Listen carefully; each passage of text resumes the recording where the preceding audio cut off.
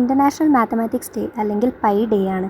അപ്പോൾ അതോടനുബന്ധിച്ച് ഞങ്ങളുടെ ഡിപ്പാർട്ട്മെൻറ്റ് ഒരു പ്രോഗ്രാം അല്ലെങ്കിൽ ഒരു ടോക്ക് നടത്തുന്നുണ്ട്. അപ്പോൾ അതിന് വേണ്ടിയിട്ട് ഞങ്ങൾ പോവുകയാണ് ഓഡിറ്റോറിയത്തിലേക്ക്. ഇതാണ് ഞങ്ങളുടെ യൂണിവേഴ്സിറ്റിയുടെ auditorium.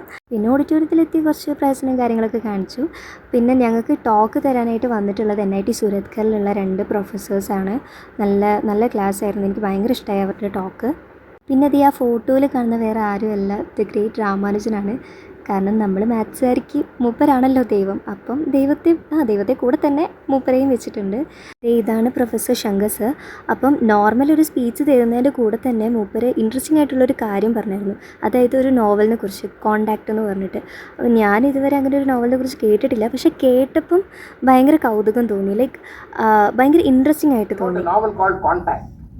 And in the Contact, you'll see it's like a suspense, mystery novel, which I read long ago.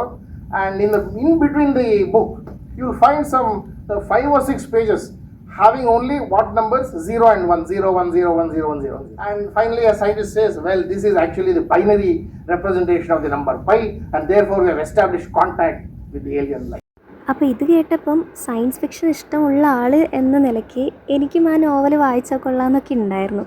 പിന്നെ ഞങ്ങൾക്ക് ചെറിയൊരു ടീ ബ്രേക്ക് ഉണ്ടായിരുന്നു. അപ്പോൾ ടീ ബ്രേക്കിന് ശേഷമാണ് റിയൽ ആയിട്ടുള്ള ടോക്ക് നടക്കുന്നത്. പിന്നെ അതിന് വേണ്ടി ജസ്റ്റ് പുറത്തിറങ്ങി വീണ്ടും പ്രഹസനങ്ങളൊക്കെ കാണിച്ചു.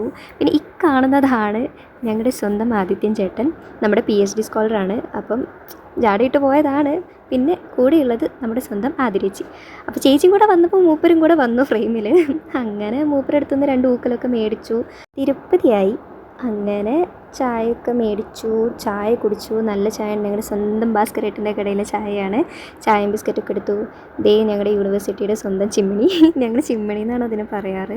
അപ്പോൾ ടീ ബ്രേക്കൊക്കെ കഴിഞ്ഞു. ഞങ്ങൾ സെഷന് വേണ്ടിയിട്ട് അകത്തേക്ക് കയറുകയാണ്, ഓഡിറ്റോറിയത്തിൻ്റെ അകത്തേക്ക്. അങ്ങനെ പോകും വഴി ഇതാണ് ഞങ്ങളുടെ സ്വന്തം ദിവ്യ, എൻ്റെ ക്ലാസ്മേറ്റാണ്.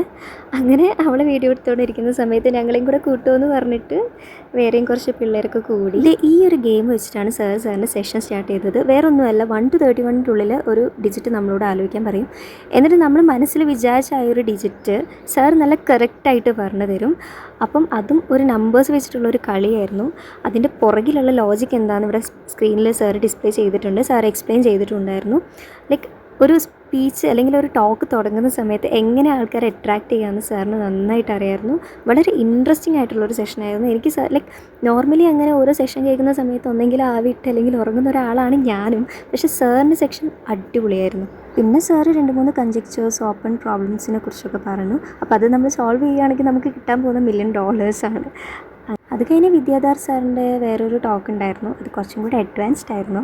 അങ്ങനെ സെഷൻസൊക്കെ കഴിഞ്ഞു. ഞങ്ങൾ ഓഡിറ്റോറിയത്തിൻ്റെ പുറത്തേക്ക് ഇറങ്ങി. അവിടുന്ന് വീണ്ടും കുറേ പ്രഹസനങ്ങളായിരുന്നു. പ്രഹസനങ്ങൾ മാത്രം. Welcome to my YouTube channel എന്നൊക്കെ പറഞ്ഞ് എൻ്റെ ഫ്രണ്ട്സ് പുറകിലുണ്ടായിരുന്നു. അങ്ങനെ അതൊക്കെ കഴിഞ്ഞു. ഞങ്ങൾക്ക് ഓഡിറ്റോറിയത്തിൽ നിന്ന് വീണ്ടും ഞങ്ങളുടെ ഹോസ്റ്റലിലേക്ക് പോകണമെങ്കിൽ ഇതേപോലെ കുറച്ച് നടക്കാനുണ്ട്. അങ്ങനെ ഞങ്ങൾ പോയിക്കൊണ്ടിരിക്കുമ്പോൾ ഈ വെഹിക്കിൾ കണ്ടു. അങ്ങനെ അതിൽ ഓടിച്ചാടി കയറി. സമയം 2 മണിയായിരുന്നു. നന്നായിട്ട് വിശക്കുന്നുണ്ടായിരുന്നു. എങ്ങനെയെങ്കിലും ഒന്ന് ഹോസ്റ്റലിലെത്തി ഫുഡ് കഴിക്കണമെന്ന് മാത്രമായിരുന്നു അന്നേരം മനസ്സിലുണ്ടായിരുന്നത്. ഈ വെഹിക്കിളിൽ നിന്നുള്ള വ്യൂ ഒക്കെയാണ് നിങ്ങൾ കാണുന്നത്. അപ്പോൾ അത്രേ ഉള്ളൂ. ബൈ.